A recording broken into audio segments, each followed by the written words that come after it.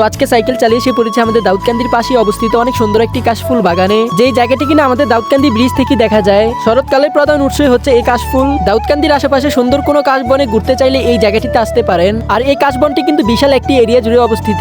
এই এরিয়াটার ভিতরেই রয়েছে আরো সুন্দর কয়েকটি জায়গা। তো এই জায়গাটিতে কিভাবে আসবেন সম্পূর্ণ ভিডিওটা দেখলেই বুঝতে পারবেন। তাই বলবো পুরোটা ভিডিও দেখবেন, আশা করি ভিডিওটি ভালো লাগবে। আর ভিডিওটি ভালো লাগলে সবার কাছে শেয়ার করে ছড়িয়ে দিবেন। আসসালামু আলাইকুম গাইস, কেমন আছেন সবাই? সো গাইস, বড় নতুন আরেকটি নিউ ব্লগে আপনাদের সবাইকে স্বাগতম। তো প্রথমেই বাড়ি থেকে সাইকেল নিয়ে রওনা দিয়ে দিলাম সেই সুন্দর জায়গাটিতে যাওয়ার জন্য।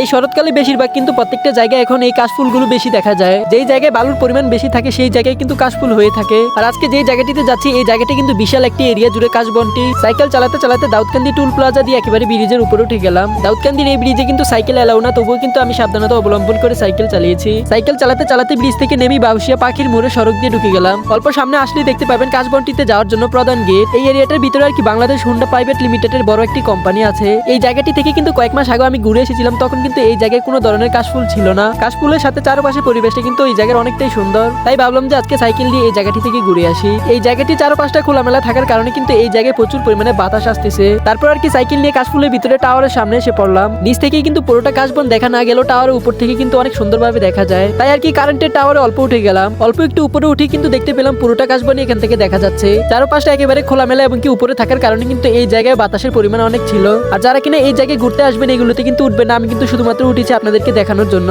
এই জায়গার এরিয়াটা যত বড় ছিল প্রত্যেকটা জায়গায় কিন্তু এখন কাশফুল দিয়ে ভরে গিয়েছে। এখন কিন্তু কাশফুলের সিজন একেবারে লাস্টে এসে পড়েছে। এখন আসলে কিন্তু দেখতে পাবেন অনেক বড় বড় কাশফুল। তারপরে সেই জায়গা থেকে সাবধানতা অবলম্বন করে নিচে নেমে পড়লাম। আর আজকে কিন্তু আকাশটা একটু মেঘলা মেঘলা ছিল, তাই কিন্তু বাতাসের পরিমাণটা একটু বেশি ছিল। ভিতর থেকে ঘুরে টুরে তারপরে সেখান থেকে বের হয়ে এসে পড়লাম। সেখান থেকে বের হয়ে এই রাস্তা দিয়ে অল্প সামনে গিয়ে দেখতে পেলাম সেই হুন্ডা ফ্যাক্টরিটি। এই হুন্ডা ফ্যাক্টরিটির চারপাশ দিয়ে কিন্তু রাস্তা গিয়েছে, পাশাপাশি মাটি দিয়ে ছোট্ট একটি পাহাড়ও রয়েছে। এই রাস্তাটি দিয়ে অল্প কিছু সামনে গিয়ে দেখতে পেলাম ছোট্ট একটি ওয়াচ টাওয়ার। ওয়াচ টাওয়ারটির সাথেই রয়েছে রড দিয়ে তৈরি করা ছোট্ট একটি সিঁড়ি। এই সিঁড়িটি দিয়ে আর কি একেবারে উপরে উঠে গেলাম। সেই পাশটা থেকে এই পাশেও কিন্তু প্রচুর পরিমাণে কাশফুল ছিল।